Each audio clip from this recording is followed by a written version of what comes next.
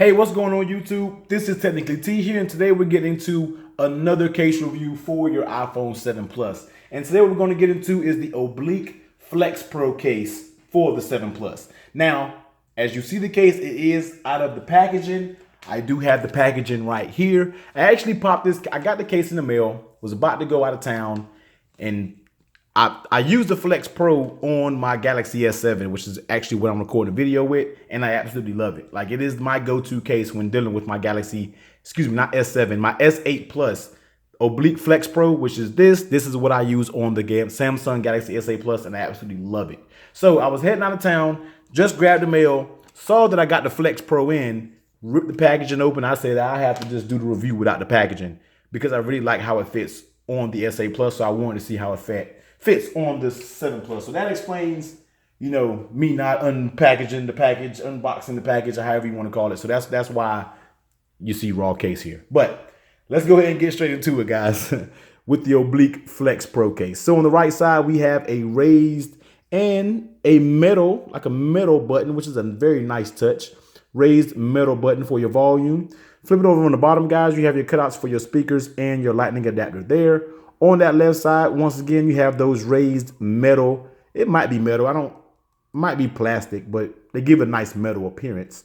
Volume up and down button, and you have your mute toggle switch cutout there. Flip it over on the back, guys. You do have your cutout for your camera and flash. And on the back, you do have a blue leather color with the Obliq down here on the bottom, with the bottom section of it black with the black outline. So very, very nice looking case, guys.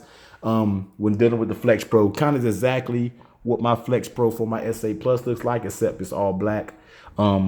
Very nice case. I love it, actually. So, and on the inside, guys, you have Obliq branding here, and you probably have a little bit of material here for some shock absorption. But let's go ahead and pop the phone into the case, see how it actually fits.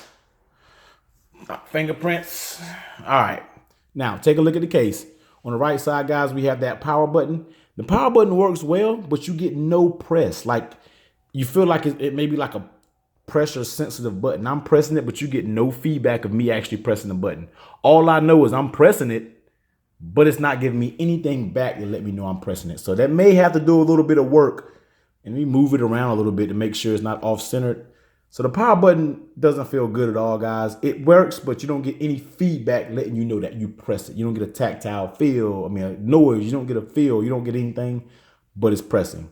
So, iffy on the power button, guys. Flip it over on the bottom. You have your cutouts for your lightning adapter and your speakers on point there. Can't go wrong with the cutouts. Let's see if they have that same issue with the put my password in. Let's see if they have that same issue with the volume button. See, the volume buttons are tactile. Nice click. Volume buttons have a nice feel. I'm not sure what's going on with that power button. It may be just the way the case is installed, but the volume up and down buttons have a nice feel. Next, let's take a look at that mute toggle switch. It is in there. Not too bad, not too shallow. Actually very easy to get to there. Flip over in the back, you have that cutout. Like I said, that large cutout for your camera and your flash.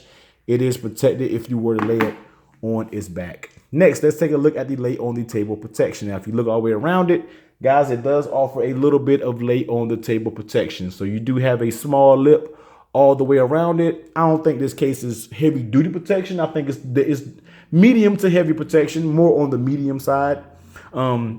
Doesn't offer a lot of lay on the table protection, and remains a very thin case. So I would give this protection a medium to light protection when you're dealing with, you know, how much protection that it may offer. But you do get a lay on the table protection all the way around it. So if you were to drop it on his face, you should be good to go if you drop it flat on his face. Next, let's take a look of how the case actually fits on the phone. And it fits pretty decently. It has a nice snap on the edges. Pretty good, but these edges here, no, guys, might be a little bit too flimsy for my liking. I like a little more case that fits a little more rigid, which is odd because with the S8 Plus case, there's no play on the edges whatsoever. So when I popped this case for the first time on my phone, I was a little disappointed on how flexible the edges were. I really was looking forward to the same fit. I just knew I found my new daily driver.